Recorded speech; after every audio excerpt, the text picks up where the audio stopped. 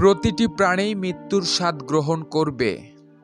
ধ্বংস হোক ওই ব্যক্তি যে রমজান মাস পেল তবুও তার গুনাহ মাফ করাতে পারল না।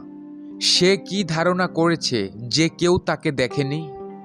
আল্লাহর জিকির দ্বারাই অন্তরসমূহ শান্তি পায়।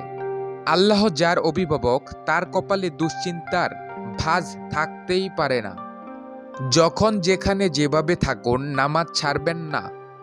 ঝরে পড়ব একদিন হলুদ পাতার মতো। আমার জন্য আল্লাহই যথেষ্ট। ফিতনার কোলাহল থেকে নির্জনতা ভালো। এ সময় শীঘ্রই ফুরিয়ে যাবে। নিশ্চয়ই আল্লাহর নিকট একমাত্র দিন জীবন ব্যবস্থা হলো ইসলাম। সিয়ামের দিন হোক কুরআনের দিন, তাকওয়া পূর্ণতা থাক অমলিন। তাহলে সে কি অবগত নয় যে আল্লাহ দেখছেন? নিশ্চয়ই কষ্টের সাথে রয়েছে স্বস্তি।